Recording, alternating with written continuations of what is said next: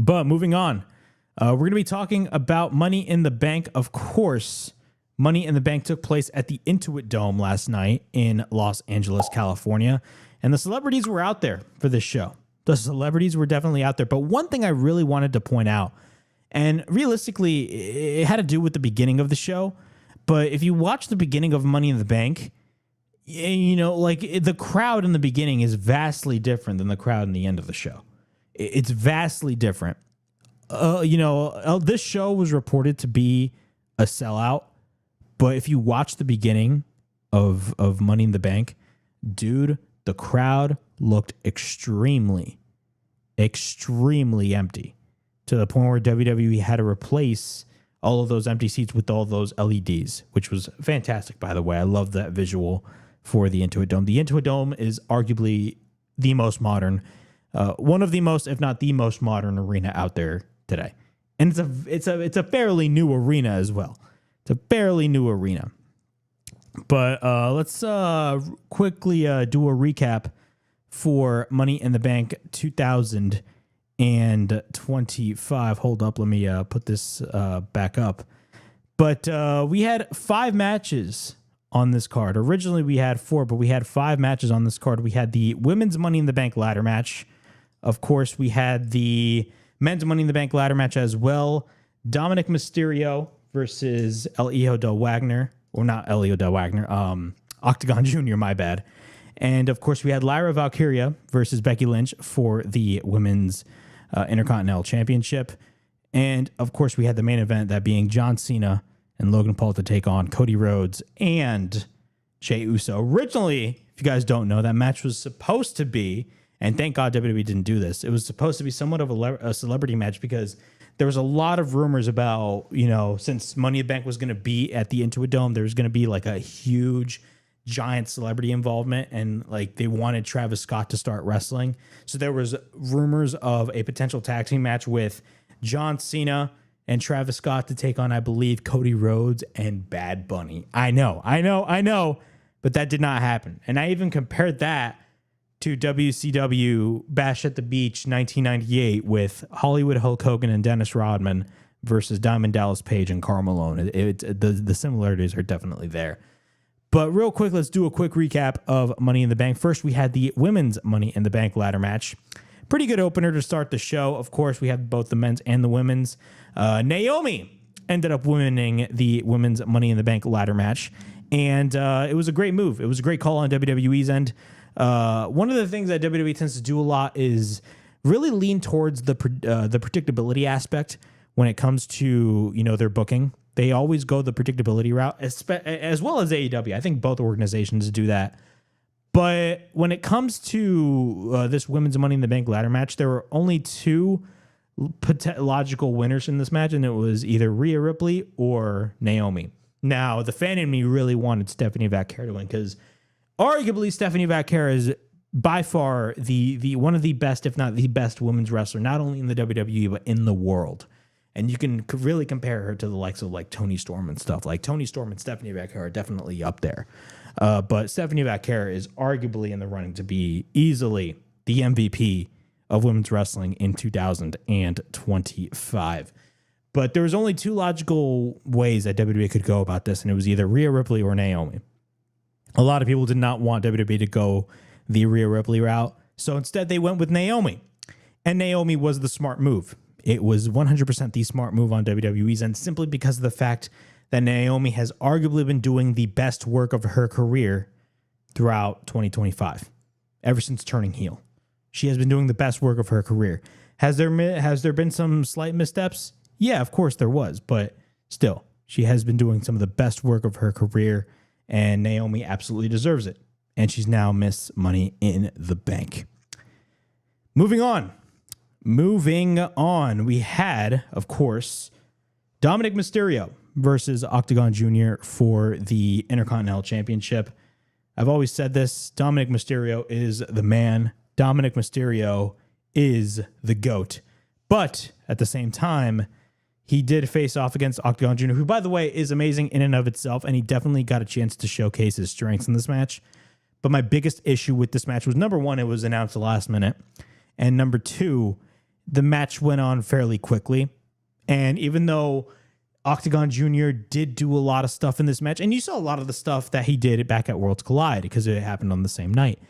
But still, I mean, if you in front of a WWE crowd, like they barely gave both men time, and the match ended abruptly. Not like really abruptly, but like they gave these guys like less than 10 minutes, I assume. Maybe a little bit more than 10 minutes, but they didn't give these guys a lot of time. And it was obvious that Dominic Mysterio was going to be retaining his Intercontinental Championship, so that was definitely going to be the case in that instance. We had Lyra Valkyria versus Becky Lynch for the Women's Intercontinental Championship. Of course, this is a rematch from their match at Backlash, which I thought was very good. And it was actually quite shocking that you had Lyra Valkyria actually retain her Women's Intercontinental title back at Backlash. I actually thought that they were actually going to strap Becky Lynch with the Intercontinental title, but they didn't do that. But this match was just as good, man. This was very good. If there's one thing that I could take away from this whole feud between both Lyra Valkyria and Becky Lynch is the fact that it's elevating the Women's Intercontinental Championship. Because before this feud, WWE really had no focus with the Women's Intercontinental Championship. Like, if you guys don't remember, they unveiled women's tag team titles, and to this day, ever since 2019, the women's tag team titles hasn't meant a damn thing at all. They introduced the Women's United States Championship, and it's still fading away into obscurity because clearly WWE does not have any plans for the Women's the Women's United States Championship, and that's over on the SmackDown side. And over on the Raw side, of course, you had the Women's Intercontinental Championship, and for a while there, WWE did the same thing by just having Lyra Valkyria defend her title, and there was really no sense of meaning when it came to her booking, especially considering she's the first Women's Intercontinental Champion. You know what I'm saying? It really made no sense for WWE to not really have that direction, especially for a title like the Intercontinental title, because it's always the title that has interesting feuds. You know, it's the title before the world title, and it really needs to be treated that way, especially for the women as well. But in terms of this Lyra Valkyria and Becky Lynch feud, this feud has been off the chain in my opinion. I've been enjoying their segments on Raw. Not only that, I think, again, the title scene, the Intercontinental title is elevated, and it's becoming more important when it comes to feuds like this. So who won this match? Becky Lynch won this match, and rightfully so. Becky Lynch, of course, is going to be holding on to that Women's Intercontinental title, and clearly this feud is not going to be over whatsoever. And then, of course, we had the men's Money in the Bank ladder match. The men's Money in the Bank ladder match. I said this one thing on my Money in the Bank live stream last night. I said this one thing.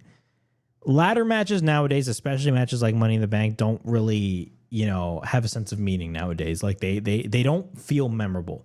Like, you're not going to get a match that people are going to be talking about years from now. And I mean, like, you're not going to get that, Hardys versus Dudleys versus Edge and Christian type of ladder match anymore, because number one, it was like one of the first times it was done, a TLC match. But not only that, it left an amazing taste on all of our mouths when we watched that match. And, like, of course, I'm talking about the Triangle ladder match at WrestleMania 2000. I'm talking about the TLC match at SummerSlam 2000 as well as TLC 2 at WrestleMania 17. But we're not going to get those types of matches anymore where everybody just left breathless. And when we watch, like, normal Money in the Bank ladder matches nowadays, like, nobody really remembers anything that happens. The exception is probably with the triple threat ladder match that we saw at the SmackDown after WrestleMania, but that's another story for another time. In terms of Money in the Bank, the matches themselves don't really feel memorable, in my eyes at least. But I will say, the Money in the Bank match that we saw last night in terms of the men was fantastic, because there was so many different storylines happening all at once, and I absolutely loved it. Of course, we had Seth Rollins and his goons, that being Braun Breaker and I was about to say JC Mateo, and of course Bronson Reed.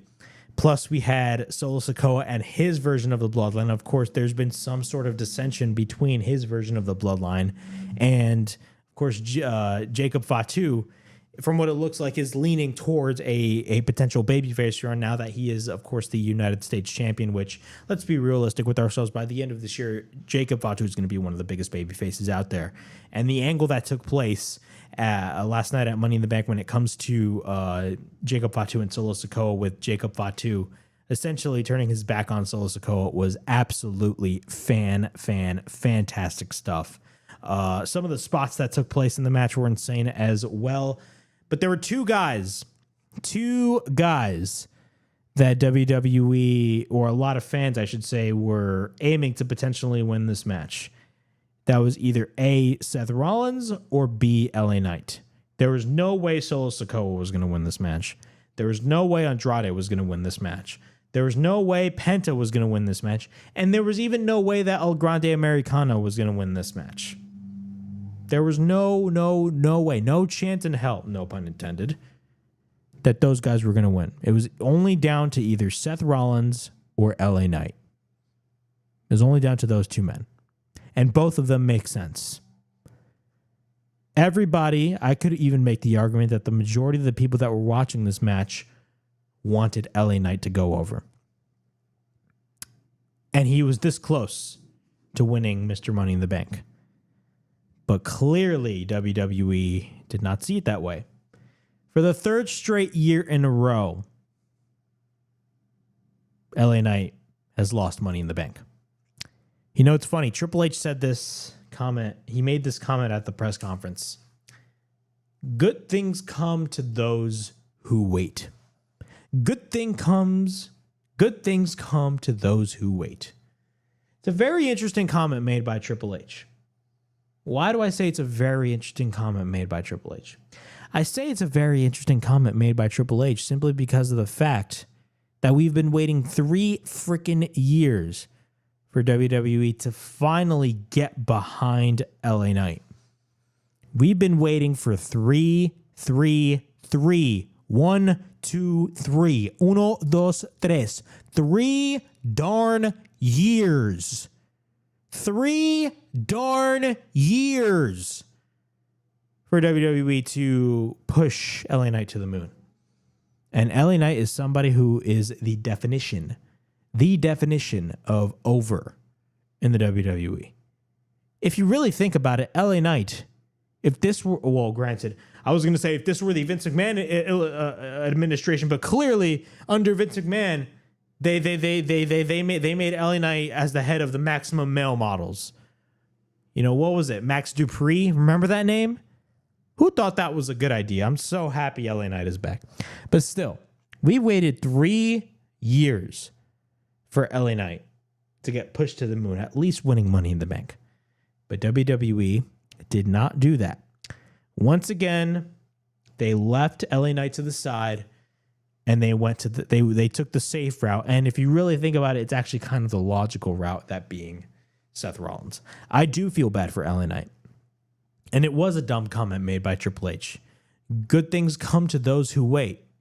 It's a very humbling quote, but at the same time, we've been waiting 3 years for you to get behind LA Knight. How much longer are we going to have to wait? How much longer are we going to have to wait? That's my opinion. But Seth Rollins winning Money in the Bank made total sense. I know a lot of people are going to point out statistics. I know a lot of people are going to start not liking Seth Rollins. Everybody, if you really think about it nowadays, a lot of people don't like Seth Rollins, even though I think Seth Rollins is doing some great work. Like, I think Seth Rollins is doing some phenomenal great work. You know what I'm saying? And a lot of people are just not digging Seth Rollins. I don't know why, but they're just not. They're not. But Seth Rollins winning made total sense because clearly we got a main event this Monday on Raw, that being tomorrow night. And it's going to be consisting of course, Jey Uso defending his World Heavyweight Championship against Gunther. Now, who is going to win that match? Is Jey Uso going to win that match? Is he going to make Gunther tap out again? We don't know. But one interesting note when it comes to that match is that match is actually going to be main eventing Raw. It is going to close Raw. So that is a very interesting note, ladies and gentlemen. That match is going to close Raw tomorrow night. Jey Uso versus Gunther for the World Heavyweight Championship. Could we see a potential cash-in? Who knows? We may see a potential cash-in. I have absolutely no idea what is going to happen. But it's interesting. Could Seth Rollins cash in? Maybe. I definitely see it happening. But clearly the narrative right now that WWE is running with is Seth Rollins is eventually going to win the World Heavyweight Championship. Do I think Seth Rollins could cash in? Maybe. But do I think he's going to cash in? No. I think we're probably going to wait till SummerSlam. I think a cash-in is probably going to happen at SummerSlam. We're going to have to wait and see. But Seth Rollins, in my opinion, is guaranteed to win the World Heavyweight title. And I don't see Seth Rollins not failing a cash-in. That's just me. In terms of LA Knight, I feel bad for LA Knight. I don't know what the hell WWE is not going to be doing with LA Knight. I just don't know what they're going to be doing. I absolutely, again, it's been 3 years. Triple H is like, good things come to those who wait. Bro, it's been 3 years. Push LA Knight already. The guy's one of the most over acts on your roster, and he knows how to maintain that momentum. People still chant his name. I don't know. It's WWE for you. And, of course, the main event, Cody Rhodes and Jey Uso versus John Cena and Logan Paul. I think it was a pretty good match. Now, granted, it started off slow. Any match involving John Cena usually starts off slow and then it picks up the pace. But again, John Cena, I'm going to give him the benefit of the doubt. It's his last year. It's his last year. Give him some slack. The match was pretty good. And some of the spots that we saw in this match were fantastic as well. But again, the main thing that everybody's going to be talking about is R-Truth and his return. And the fact that R-Truth is no longer R-Truth, but he is Ron the Truth Killings. But yeah, who won this match? Cody Rhodes and Jey Uso got the win. And more importantly, Cody Rhodes pinned John Cena in the middle of the mat. I think it clearly shows that Cody Rhodes is right now in the chase for John Cena's world title. Because eventually John Cena is probably going to be champion until his last match in December, or he's probably going to drop it before then. What we also need to take into consideration as well is that John Cena is a heel at the moment. But, of course, throughout the past couple of months, he's been teasing somewhat of a face turn. We saw that at Saturday night's main event. You saw how the crowd cheered when he gave the belt back to the referee. Dude, the crowd went crazy. Eventually, John Cena is going to turn back into a babyface. He's going to turn back into a babyface. He's not going to retire as a heel. It just doesn't make any sense. But he's going to come back as a babyface. Or I think he's gonna, return as a babyface, I should say. But John Cena is eventually going to turn back as a babyface before his retirement. That's what I see happening. His heel days at the moment are numbered. But Cody Rhodes and Jey Uso gets the win. Cody Rhodes pins John Cena in the middle of the mat. Thanks, guys, for checking out this clip of the WrestleHavoc podcast. If you guys want more clips like this, please make sure to like and subscribe to the WrestleHavoc Clips channel right here on YouTube. If you guys want to watch the full show, the link will be in the description below. Catch new episodes of the WrestleHavoc podcast every Sunday night live, not only on the main WrestleHavoc channel, but also on the WNN World News Network YouTube channel and Facebook page. I'll see you guys all in the next video. Peace.